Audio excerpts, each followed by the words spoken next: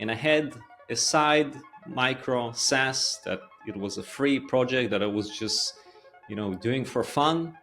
And I realized I have a lot of users using it. When we find some solution, we thought it's like easy to turn it as a business. But then when we start actually creating a business around it, it's completely different skill sets. In the end of the day, many of the products are being created. The story is kind of similar to mine. You face some problem. Maybe it wasn't your personal, maybe it was your client if you've been working for an agency or a freelancer. But you see some need for a product, you get excited about, start building, right? But what you really want to do is like build the features of that product and focus on that. Leaders of Growth has become a space where real SaaS and IT leaders share what truly drive results, their stories, their lessons and strategies from the front lines of growth. So over the past episodes, we had discussions where founders, CMOs, and growth experts shared what's really working on in SaaS today. And the mission stays the same, to bring you unfiltered lessons from SaaS leaders who don't just talk the growth, but they've built it. So this is a new episode of Leaders of Growth. I'm your host, Milan Savov, CEO of SmartClick, where we help B2B SaaS companies get to the top of Google and LLM results and turn visibility into high-quality leads. So today we have Vova Feldman, who is founder of Freemius, and he actually helped software makers turn code into revenue. So he will tell his story today with us. Welcome, Vova. So how are you today? I'm great. Thanks so much for having me. I like the unfiltered. This is really me being unfiltered. So yeah, happy to be here, share, what I can to help others learn from my mistakes. That's great. That's great. So can you just briefly introduce yourself to the listeners so they learn more about you? Sure. So I'm Vova Feldman. I'm a serial maker, entrepreneur. Been doing this for a while. Currently, I'm founder and CEO of a company called Freemius, which is a merchant of record for selling software. We describe that amazingly, helping makers taking their code and turning it into an actual revenue and business.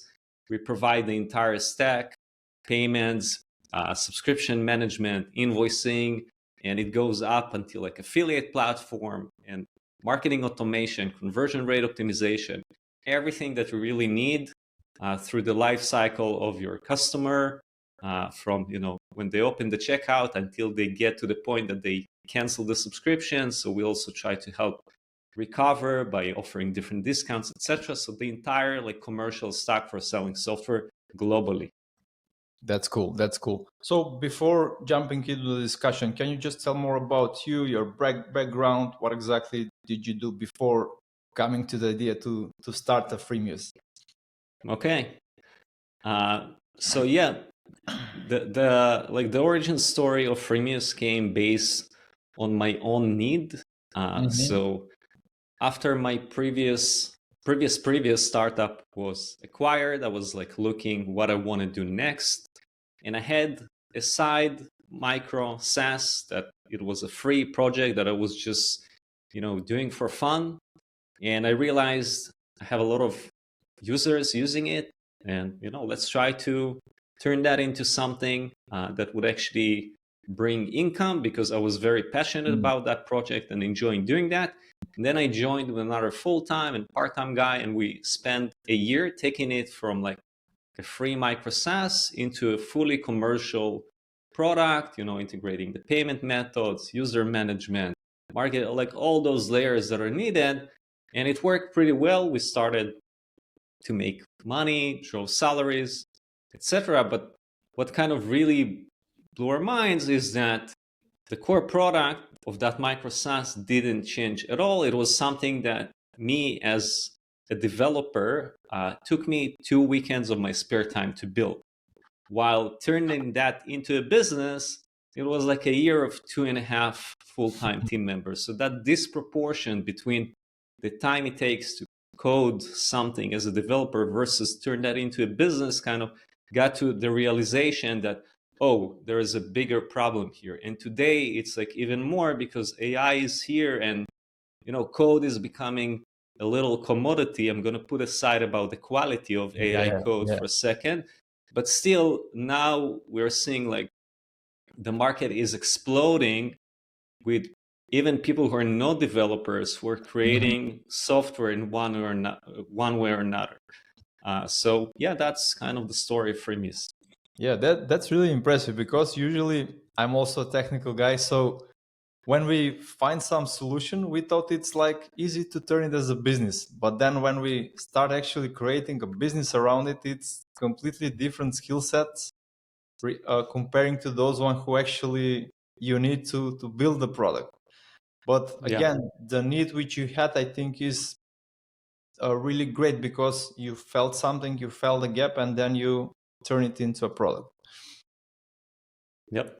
That's really cool. So when we met in Amsterdam, you said that Freemius is like a kind of a business in a box for software companies. So what do you think it resonates so strongly with developers and these companies? Yeah. So I think in the end of the day, many of the products are being created.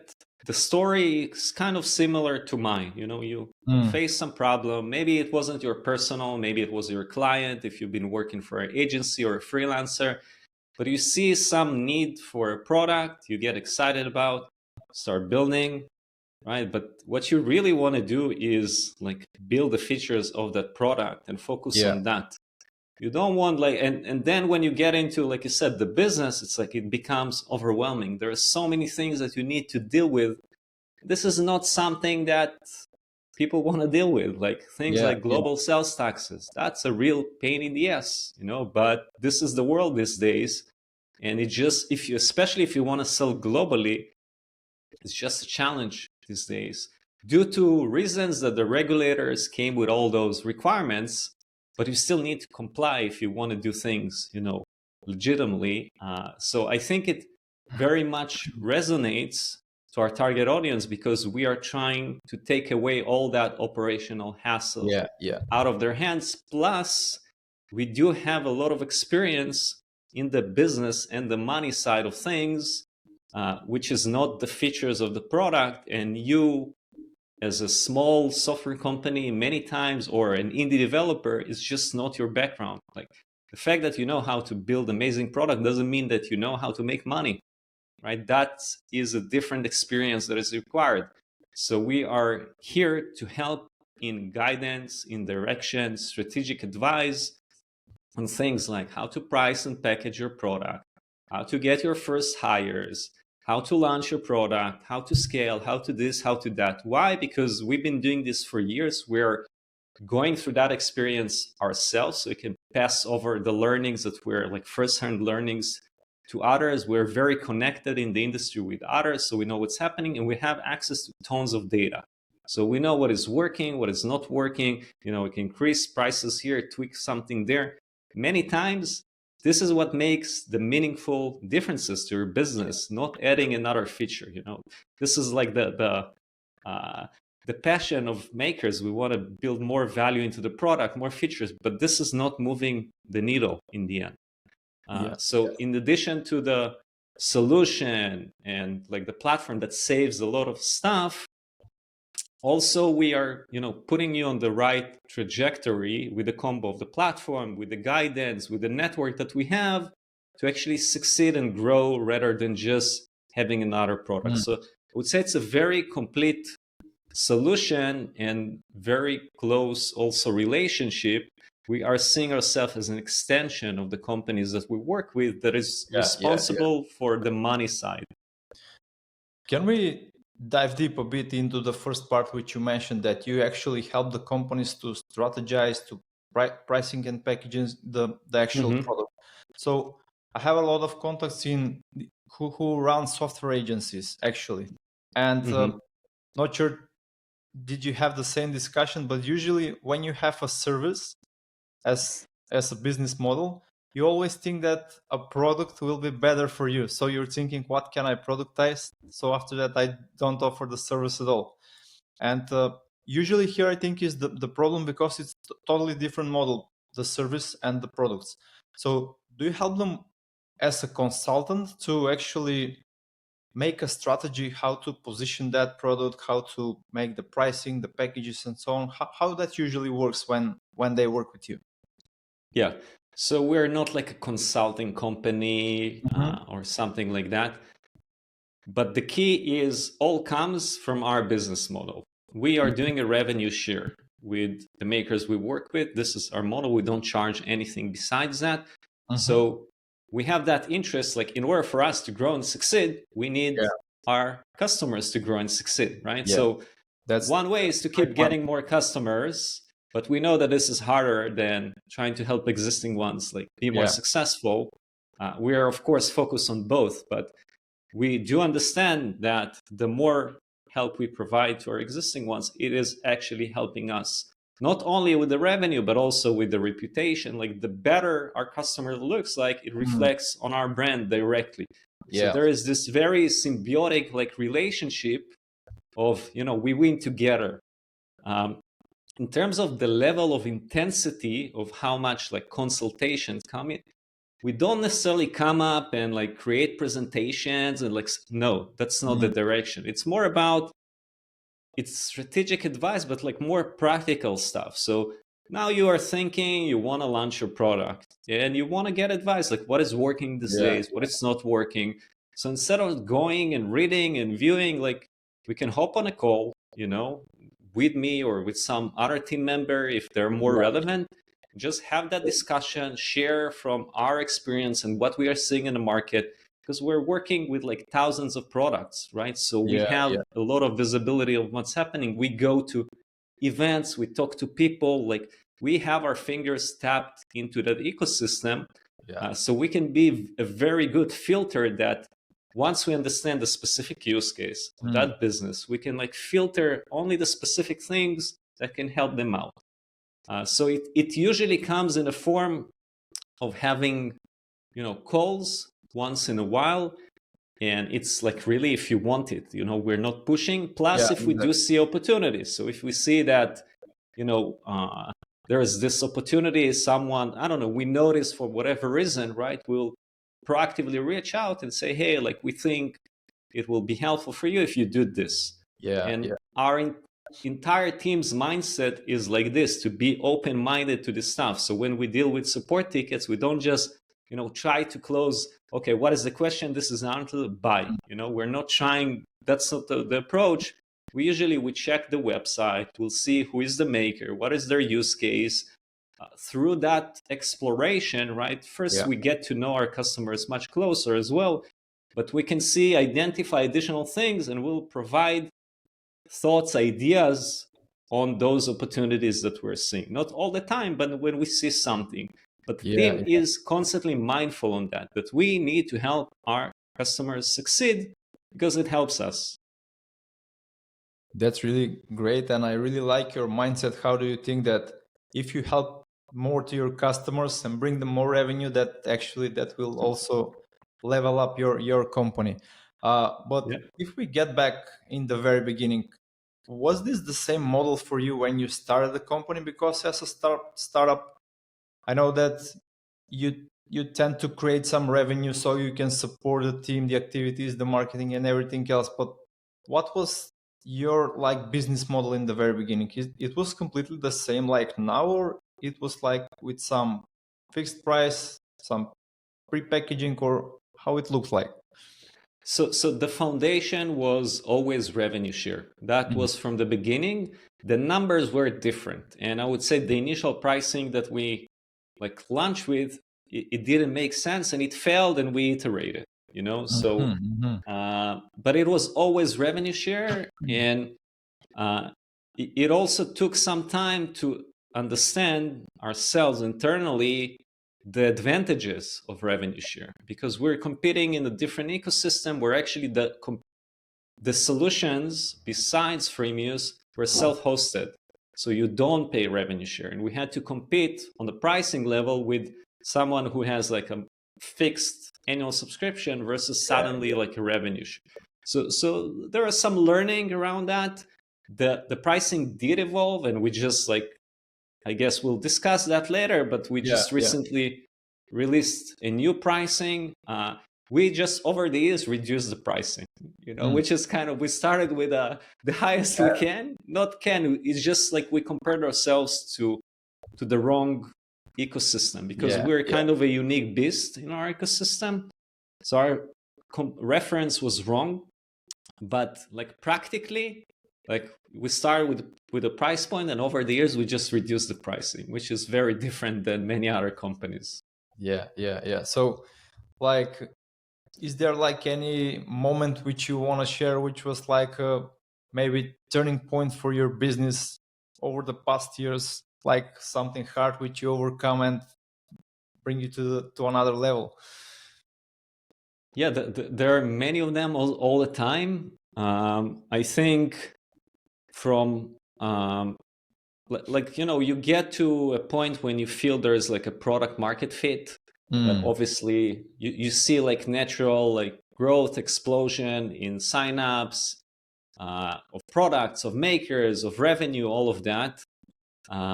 It is a long journey, right? When you're starting out, because our value proposition requires you to put the entire business on the platform. Yeah. So in the beginning, we couldn't like bring someone that is making a lot of money on the platform, because there's still no like credibility, no proof. The product is not necessarily there. So it's like gradually you grow. You start like with smaller makers, then okay, you solve their problems, you work with them closely. Okay, you can move to the next level, etc., and then you grow with your makers.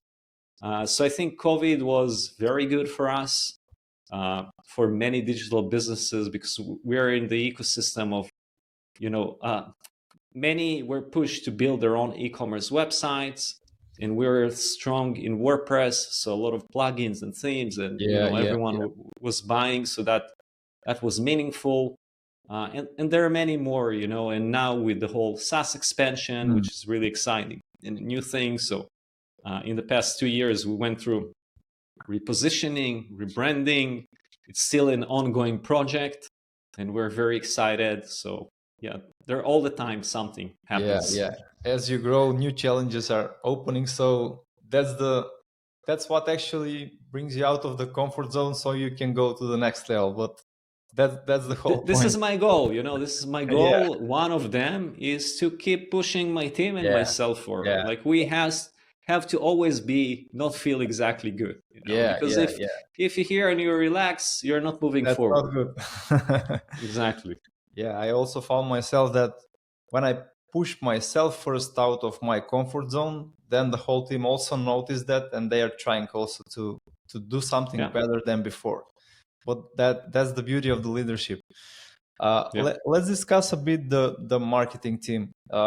As a technical company, we discussed that you have around 20 team members, as I remember, but half of them are in the marketing actually, which is pretty like not. It's not happening very often, something like that.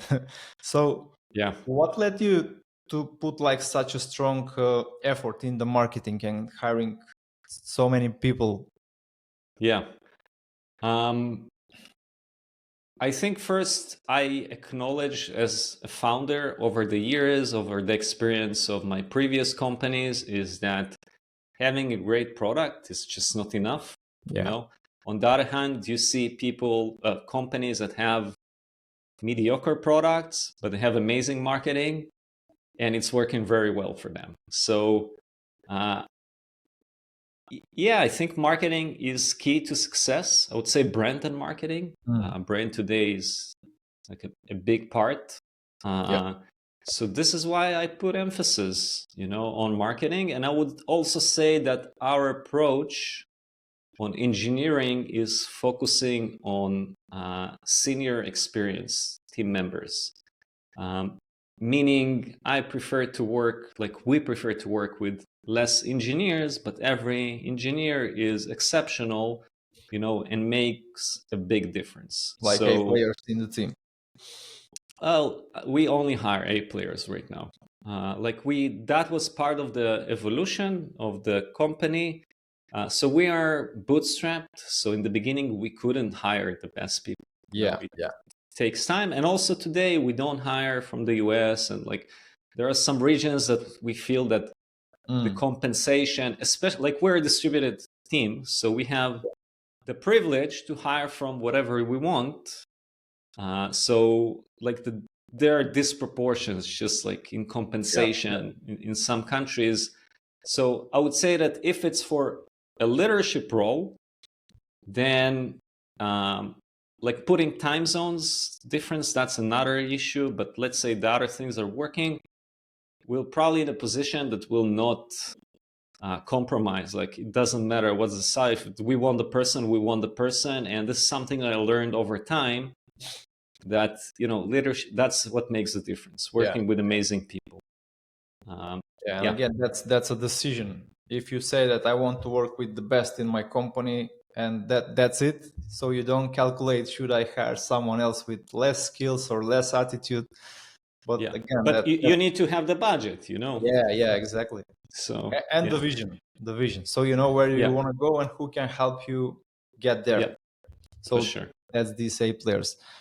So again, when it comes to marketing, you mentioned that you had a lot of focus on videos, on content.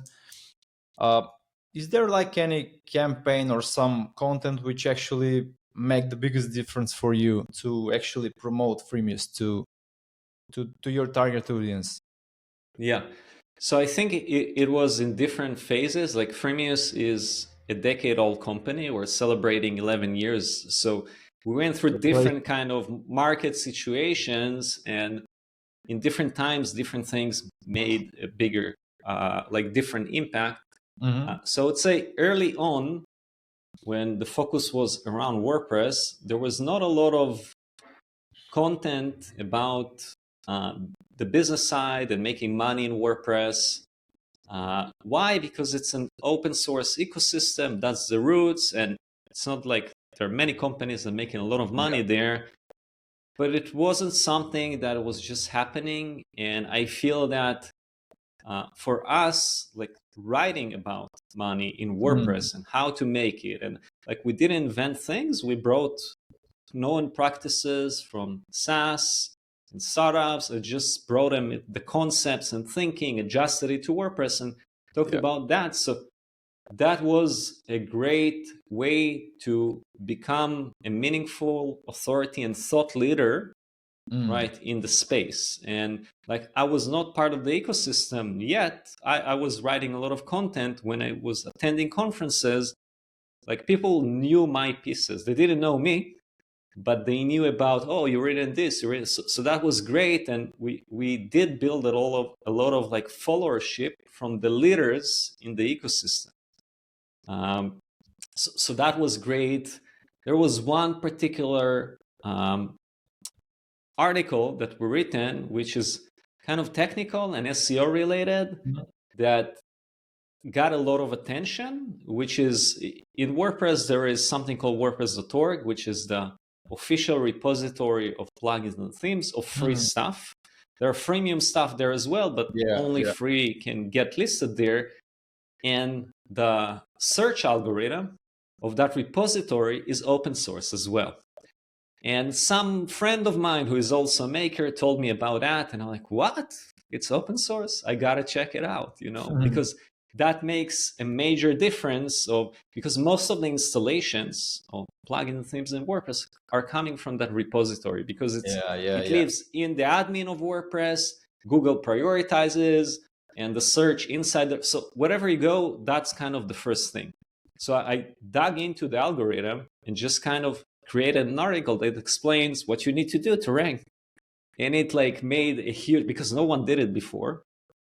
And I know the impact. I'm not sure if the team there is happy about that article, because people started to stuff keywords in different places because that's how it worked, but I not only that we got a lot of like reaction, created ebooks later, and we saw that there's a lot of value in this article, but also I saw the impact that the naming of all the products suddenly changed and everyone started. So That was one that I really remember. But there are like new ones where like we recently launched a piece that kind of breaks down the actual fees of Stripe.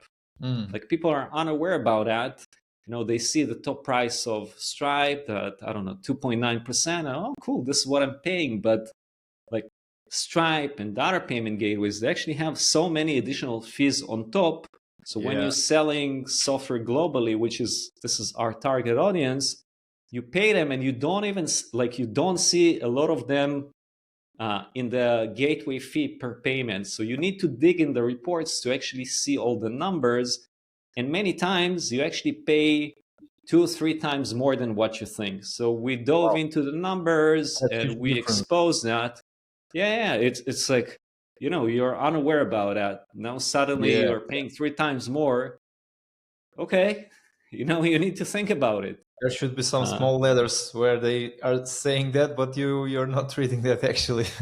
No, they're not hiding it. If you check the pricing, it's all detailed. But you, as someone who is starting to sell, you you don't know that. go, you don't understand, you don't acknowledge this stuff. Will I need this? What is the impact of disputes, the invoicing? You don't think about it. So you just see this big number and you dive, and that's it. So so you find actually a gap first between WordPress and money and discuss about that, which brings you like more popularity and thought leadership in that area. After that, the directory with free plugins. So that's really cool. And what's your biggest challenge right now? Do you still produce more content? Because I know that it requires consistency, quality, and so on. But if you stop, then maybe you will get some traction again after that, but then probably you will drop. What's currently like the biggest challenge for Freemius when it comes to marketing? So we keep pushing content all the time. I would say the content is closer to the conversion, and we do work on a lot of like strategic pillar pages and landing pages and more of that.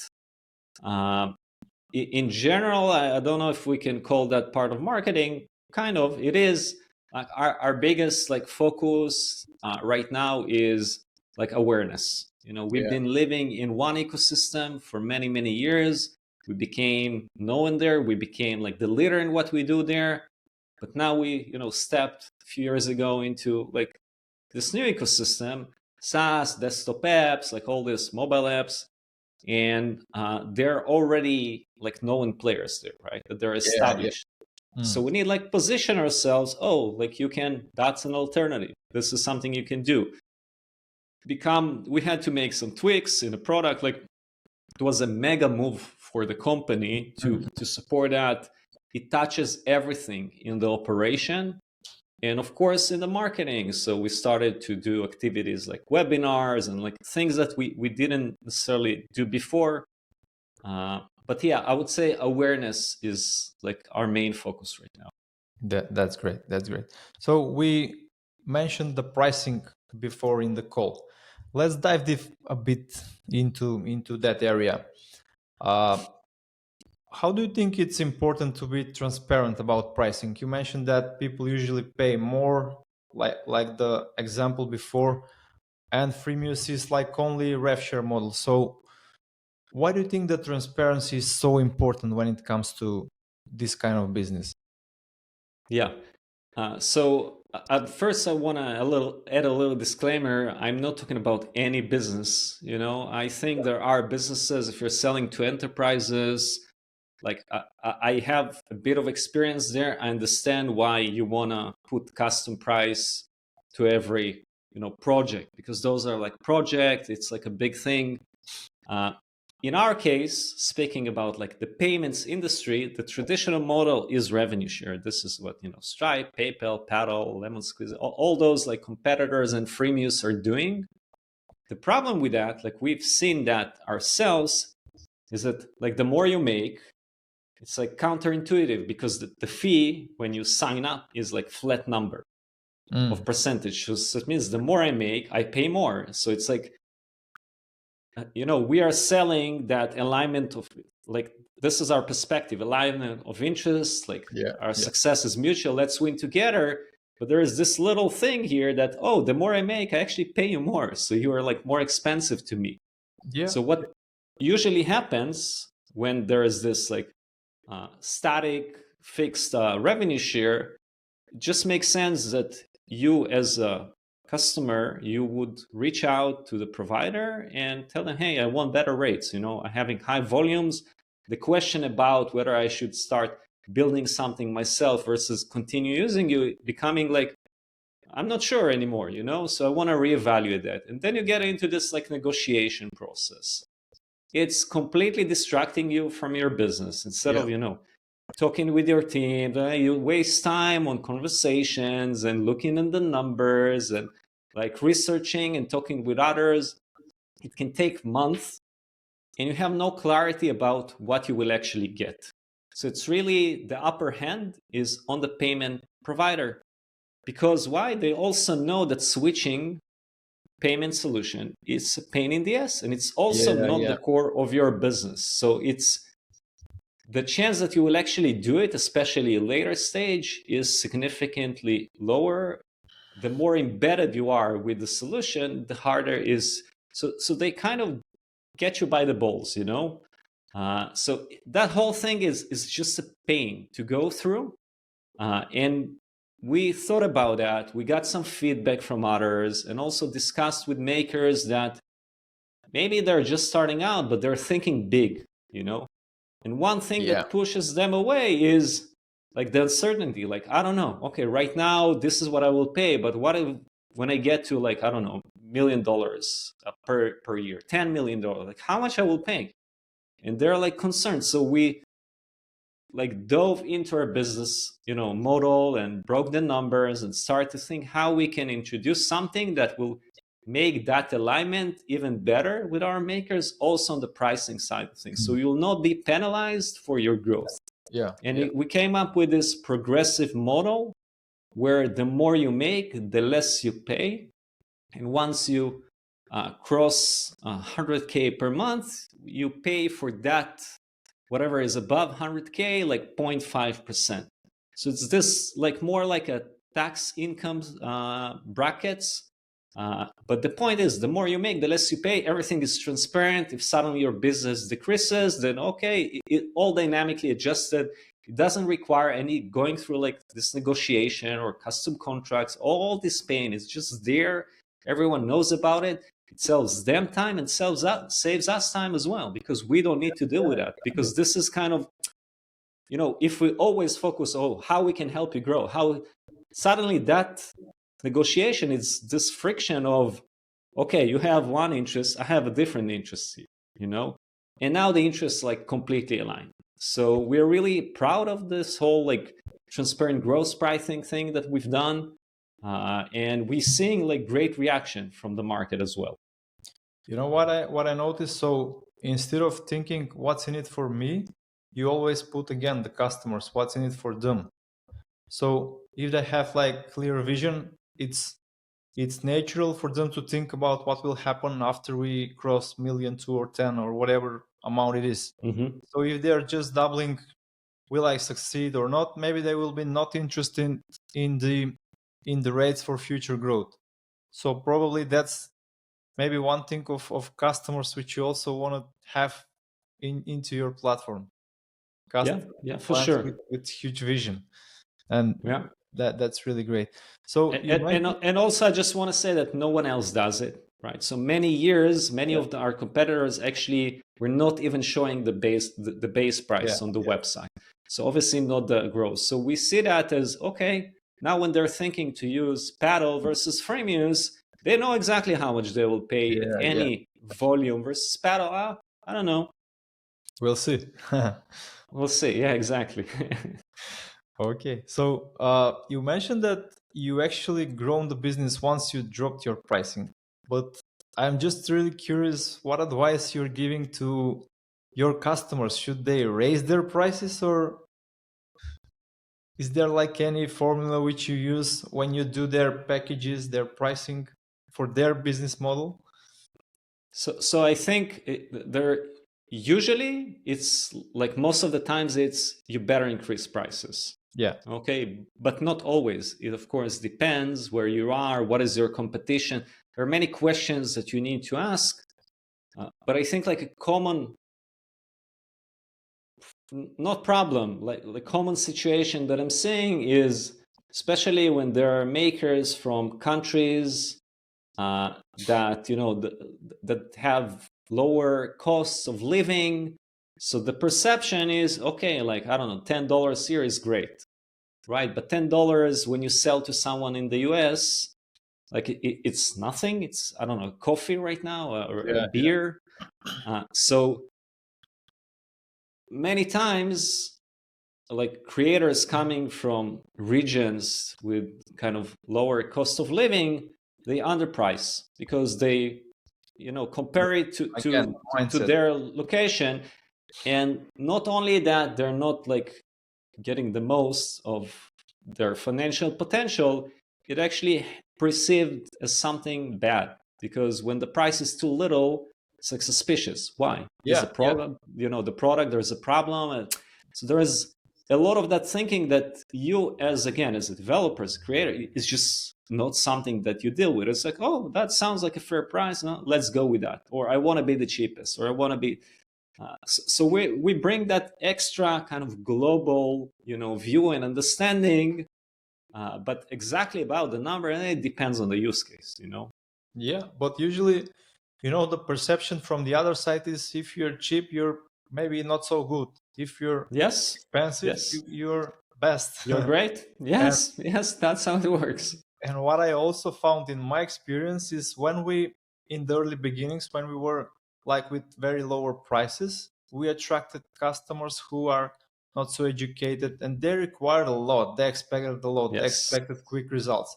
After that, as we grow, as we increase prices, as we had better team, after that we attract better customers who are aware that SEO and positioning in LLMs takes time. It's once you're there, you just had to produce quality content to be consistent, so yeah, they become more educated and they don't require so much effort from you in the whole process, I mean in yeah, communication and so on.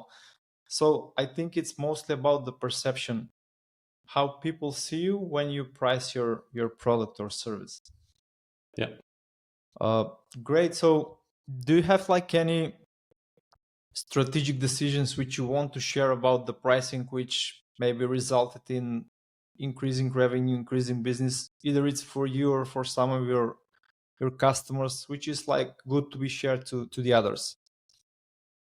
Yeah, I think maybe it's just an interesting kind of use case. So like I said, we've been in like one vertical, I would say, of selling software, which is WordPress, for many years. And I think it's something that many companies can go, like, are going through, that you start with something that it's more like specific niche, and you potentially build a solution that it's like very focused, very comprehensive for Mm. that. And you don't necessarily like make it generic, because that's your focus, that's your attention, Yeah. everything is there. And what happened to us, now we got into like a new ecosystem, right? And there are many of those capabilities and things that we've built that new ecosystem don't really need. So also there's different pricing to that ecosystem. And so we had to go through this process where we broke down our pricing. And in order to also be able to break down the pricing, we also had, to kind of adjust the like architecture of the solution, of many of the things to support that situation. So we, like, previously where it was like 7% for WordPress, now we broke it down to 4.7% for SaaS and apps, and anyone who don't need like the full complete Yeah. solution. Yeah. Yeah. If you want the extra, you pay like a little, like the 2.3% more. So it made us like, we had to be like competitive in the ecosystem. And the benefit that it also gave us is that we noticed that some people in our, like, in the WordPress vertical, they were more price sensitive, and Mm. they said like, oh, we don't need all the full-blown solution, like give us just, taxes, subscription payments, we'll handle the rest ourselves. So it also made us like competitive compared to the other platforms that are not focused on WordPress, by allowing them to like use this lower tier without the full-blown solution. So I think in general, like analyzing your pricing, thinking about the breakdown, the segmentation of your audience, over the years you learn about this stuff, and we knew about them. It's just like, we were in the mindset like either everything or nothing. This is what we can right now. That's the solution. And now we like broke it down a little bit, giving that extra flexibility. So I think pricing is just such a meaningful, thing in your business, whether it's like software or coaching or anything, that it's worth to think about it. Like take the time and strategically think about it. Yeah, that's great. So one like popular topic which is right now is the AI. How AI actually affects your business and pricing and everything included? Yeah. So there are multiple, phases, places where it affects us. Obviously, internally, we use AI and, experiment with AI, try to be more efficient. We are seeing that every new, SaaS that is coming, it's like AI first. So today, like people almost don't start products that don't have AI components built in. And anyone who was on Freemius, they're introducing AI capabilities. So there's clearly this gold mine, to AI, which makes a lot of sense. And also, I would say that 90% of the products are the same. People are building the exact same stuff, and they think they're like reinventing the wheel, but everyone working on the same wheel, which is interesting to see that. But I would say the biggest impact on our platform itself is that the popularity of usage-based pricing. So previously it wasn't a thing, like very rarely companies SaaS offered like usage-based pricing. It was mostly like packages that you buy and it's like a fixed subscription. But now, because there's AI, everyone using AI APIs, which is like token-based. This is how you price it. So there is an ongoing demand, at least perceptual. I think it's mostly perceptual because in the end, people still use packages, But they feel that there are still like some, let's say 10% of the apps that are actually the SaaS that do go with usage-based pricing. So the demand for that model significantly increased. And we as a payment, as a billing provider, we have to offer that capability and, nail the developer experience and the integration, make it very easy to support that model in their SaaS. So I would say that's the biggest like impact on Freemius. We do have great ideas how we can introduce capabilities into the platform with AI, like access to data. We have very rich analytics, but not everything. We're not an analytics platform. So allowing more flexibility in terms of like, let's say, show a chat where you can ask for specific, things, and we'll just pull it from the data, convert that into like data queries to get that. So that's one. Another thing is pricing recommendation. Like we have a lot of data and we know the practices. So I feel that we can potentially build this like chatbot that you can, will ask you a bunch of questions to understand your use case, your prices, and so forth, and tell you where you have opportunities, increase, decrease, like something that we currently do ourselves. But I think it can be systemized with AI, and we can use that both to put it in the platform in an automated way, also maybe as like a growth hack that we can, introduce that like lead generation for people who are not using Freemius but want to get insights. So they're like, the thing that we did is the usage base. That's the main thing that we like, the most concrete. The others, it's like cool things. We're watching and seeing what's happening, That's cool. That's cool. So we're moving till the end. I have only two difficult questions for you. So if you had to start again from scratch, what would you do differently? Wow.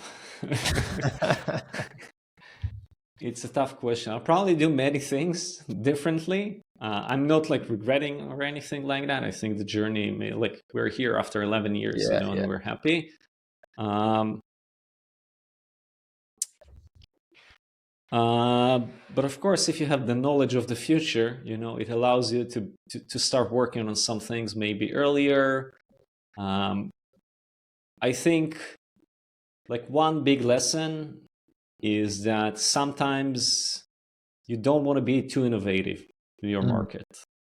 Like in WordPress, we brought a lot of things that are like obvious in SaaS, but they were like too much for WordPress in the beginning, like things related to data. In SaaS, it's like you have the data, it's like obvious.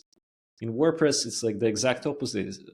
If I have a plugin and it's just in the repo, or like I don't know who are the user. I can have on like a number saying I have million websites using it.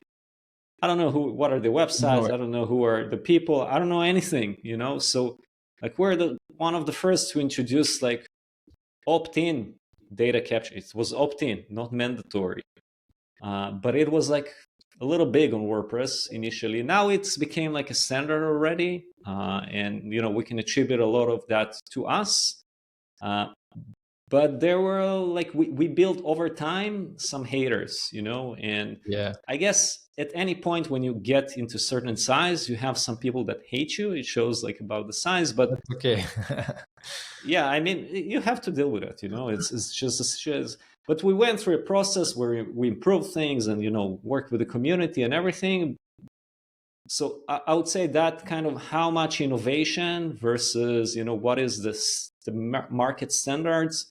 It's like a fine line that you need to be like careful how to dance there. Like push it in gradual steps and not necessarily like boom.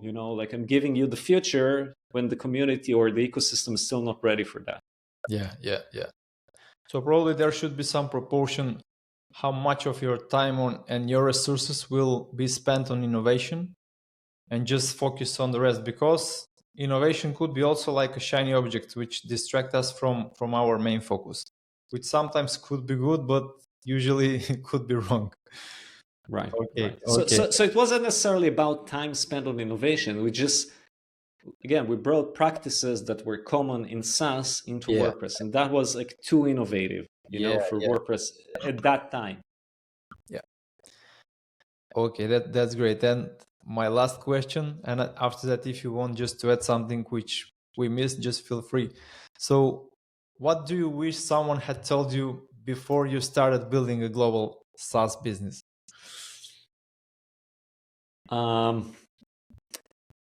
Yeah, I think in business in general, I don't know if it's specific to SaaS, but there are a lot of punches that you get as a founder over time, and like knowing how to. I mean, of course, it's your baby. You're getting touched by when someone tells you your baby is ugly or something, you're unhappy with that. Yeah. But also not take that like too personally and understand that this is like part of the journey, and in the end, like I'm trying as a leader, as a founder, as whatever product person, to take the best decisions I can at any point and learn, and try to avoid like taking things emotionally, and being more like minded, and like try to be like learning all the time and accept what you have and what you do, because this is it. The growth mindset. Enjoy the journey, not take things too much to your heart, and there are highs and lows. That's the process. You go to battle every day. That's great. So do you feel like there is anything else which you want to add and maybe we didn't mention during this conversation? I mean, I can just add a few selling points, right? That we're hiring engineers. So if you're an A player, talk to us. And if you're, if you have a SaaS and you want to work with someone that offers transparent growth pricing, check out Freemius. I will definitely, because we had one product who is still on like on the side because of the pricing, and our country also don't has ability to implement Stripe and Paddle, so we'll definitely consider it. Excellent. Thanks So again for your one is time. great. Yeah, that's cool. So that's it for today's episode of Leaders of Growth. Huge thanks to Vova for sharing his story, his insights. I will add your link in the description. So if anyone wants to reach out to Vova, just feel free to do that. So if you enjoyed this conversation, just make sure that you subscribe to the channel of Leaders of Growth so you don't miss any of the next episode with more SaaS and IT leaders who are actually helping shaping the future of growth. This podcast is powered by SmartLeak, your growth B2B partner for SaaS companies ready to scale organic visibility and revenue. I'm Milan Savov, and as always, keep leading, keep scaling, keep growing. And thanks for listening. So see you in the next episode. Bye-bye.